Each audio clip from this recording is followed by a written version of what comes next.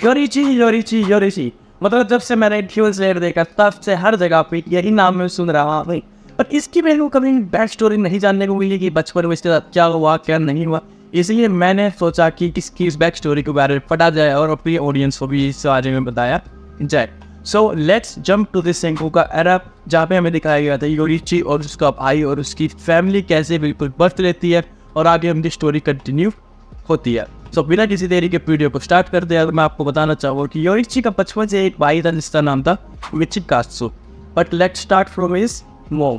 इसकी माँ का नाम था अकीनो, जो कि अपने पति के साथ एक गांव में बिल्कुल सुखमय जीवन जी रही थी, बिल्कुल एक पीसफुल लाइफ। इसी के बीच जन्म होता है उसके यहाँ पे ट्विंस का, जिसमें उसके होते हैं 2 लड़के, जिसमें एक का नाम होता है मिचिकात्सु और दूसरे का नाम होता है योरिची, जो कि था आप तक का सबसे बड़ा डीमन स्लेयर।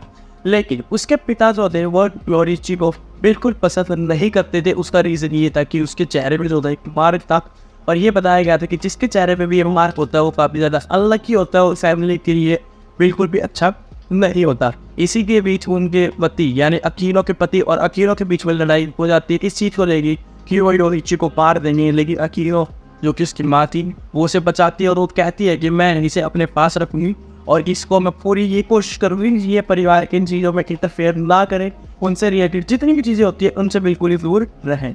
और उसके फादर लेकिन एक शर्त रखते हैं कि जब ये 10 साल का हो जाएगा हम इसे प्रिस्ट बनने के लिए भेज देंगे और मिचिकात्सु को ये अपने परिवार का वारिस बनाएंगे और उसे ही एक अच्छी शिक्षा देंगे जिससे कि वो समुराय बने और आगे परिवार का नाम भी रोशन करे। इसी के बीच धीरे धीरे जो है कहानी आगे की तरफ बढ़ती है, जब ये दिखाया जाता है कि 1-2 साल के बाद जो उसके पिता जो कि उससे पहले से योरिची से नफरत करते थे वो उसे ताने मारते हैं। 2 साल के बच्चे को उसके पिता ये कह रहे होते हैं कि तू हमारे परिवार के लिए अन्न की है, तू यहाँ से चला जा, तू ना ही होता तो ये चीज़ अच्छी होती। और यही चीज़ कहीं ना कहीं मिचिकात्सु देख सकता था। मिचिकात्सु को अपने भाई पे दया की आती थी। इस वर्ड पे याद रखना कि उसे अपने भाई पे दया आती थी, ना कि प्यार।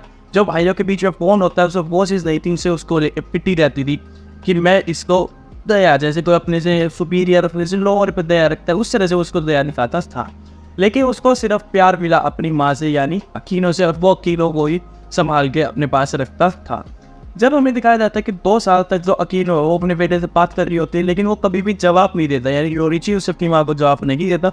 और यही चीज़ उसकी माँ को खटकती है कि शायद मेरा बच्चा डीफ है, मतलब उसे सुनाई नहीं देता। और इसी के बीच में वो उसे एक ईयरिंग्स देती है। उन ईयरिंग्स का नाम था हानाफुडा, जो भी ये शो करती थी कि ये ईयरिंग्स की वजह से उसके अंदर लत आएगा और उसकी बहरापन जो उसकी माँ के अकॉर्डिंग वो बहरा था तो वो चीज़ भी ठीक हो जाएगी और वो अनलकी से एक लकी बच्चा बन जाएगा।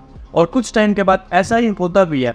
पर हमें एक टाइम स्किप दिखाया जाता है जिसमें हमें दिखाया जाता है एक ऐसा इवेंट जहाँ पे जो मिचिकात्सु था वो समुराय बनने की ट्रेनिंग ले रहा था, लेकिन उसका भाई जो था वो एक कोने में चुपचाप बैठ के देख रहा होता है। और वो एक दिन अपने भाई को कह देता है कि भाई क्या मैं भी यहाँ पे सीख सकता हूँ, लेकिन उसका थोड़ा सा वो मजाक भी उड़ाते हैं, उसके टीचर खुद मजाक उड़ाते हैं कि तुम ऐसा नहीं है ये वो।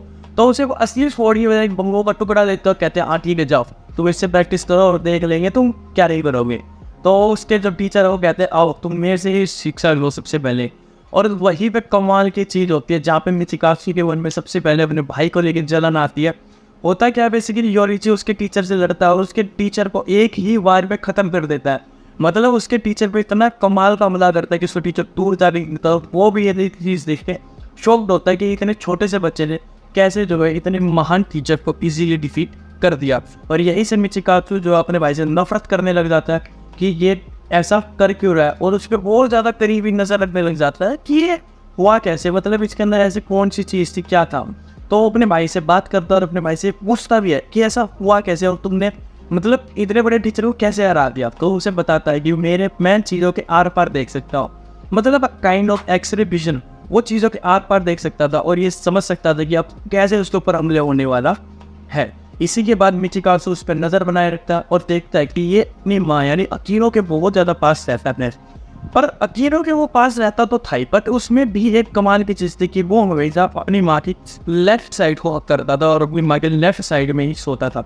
खाना खाता था अपनी माँ के लेफ्ट साइड के हाथ से और अपनी माँ के हमेशा लेफ्ट वाले कंधे पे चढ़ के बैठता था। मैं इसमें आपको मिचिकात्सु और योरिची के बीच में एक और डिफरेंस बता दूँ जो उसके फादर ने क्रिएट किया था।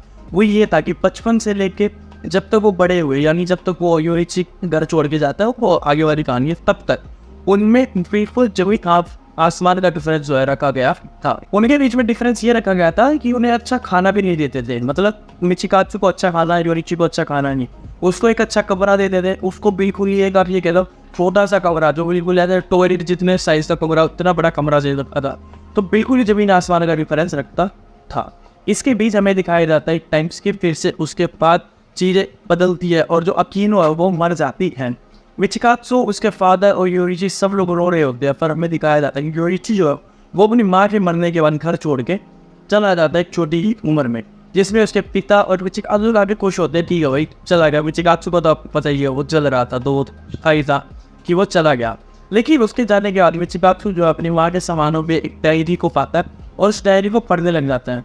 और उस डायरी को पढ़ते वक्त उसे ये पता चलता है कि उसकी माँ को जो है पैरालिसिस काइंड ऑफ एक बीमारी थी, जिसमें उसकी माँ का आधा शरीर जो वर्क नहीं करता था। और यही रीज़न था कि जो योरिची है वो अपनी माँ के वजह से लेफ्ट साइड पे रहता था, क्योंकि उसकी लेफ्ट साइड की बॉडी कभी भी काम नहीं करती थी ठीक से।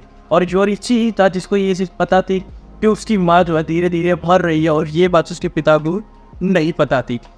और मिचिकात्सु ये चीज़ समझ गया था कि अगर उसके पिता ने उसको प्यार दिया था तो उससे कहीं गुना ज़्यादा प्यार उसकी माँ यानी अकीनो और योरिची को दिया था, और योरिची ने वही प्यार अपनी माँ को पलट के दिया था।